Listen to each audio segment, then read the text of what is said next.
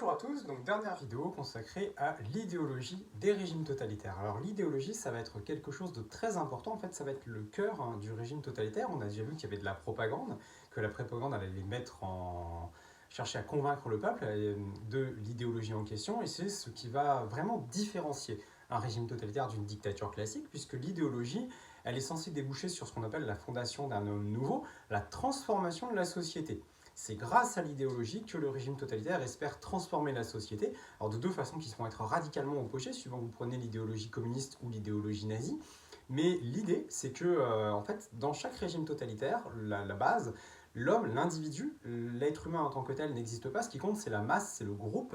Donc vous êtes un membre du collectif, du groupe, et vous devez être transformé vers l'homme nouveau, donc en fonction de l'idéologie. Et ça, c'est très très important. C'est vraiment ce qui va être la caractéristique principale, la fondation d'un homme nouveau, une idéologie, quelque chose qui va permettre de transcender l'individualité, de faire en sorte que vous ne soyez pas un, mais la toute petite partie d'un tout.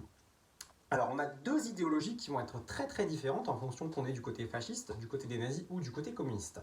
Donc on va commencer par le communisme, voilà comme ça, chronologiquement d'ailleurs c'est les premiers, et ensuite on va aller voir pour le nazisme.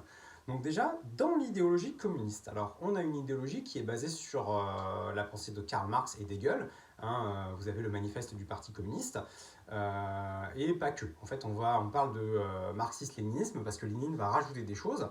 Alors, du point de vue économique, ce qu'on retrouve par rapport à chez Marx, c'est le prolétariat.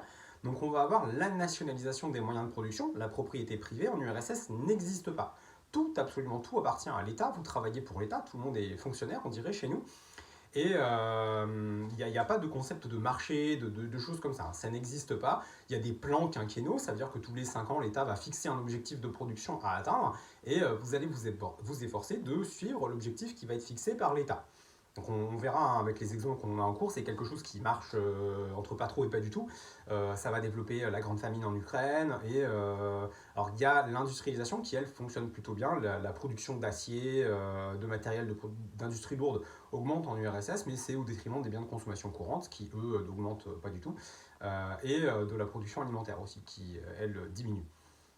Donc voilà, l'idéologie communiste, vous avez déjà le fait qu'on a le prolétariat contre la bourgeoisie. Donc quand vous êtes dans la bourgeoisie, vous êtes un ennemi de classe. Les koulaks, les personnes qui vont résister à la nationalisation des terres, sont des ennemis de classe.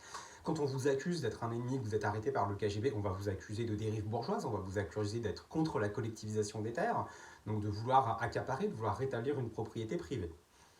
Donc ça, c'est pour l'idéologie communiste. Et on va tout faire en fonction de tendre vers un bien-être du peuple au sens des ouvriers. Vraiment, ce qui est compris dans le peuple, c'est les ouvriers. Si vous avez le symbole du communisme comme le marteau et la faucille, c'est parce que la faucille représente les paysans qui sont pauvres et qui sont censés être défendus par le communisme, et les ouvriers qui sont aussi censés être pauvres et défendus par le communisme, pour essayer d'améliorer globalement les conditions de vie des paysans et des ouvriers qui, dans cette idéologie-là, sont exploités par les bourgeois qui s'accaparent les profits, comme on voit dans la thèse de Marx.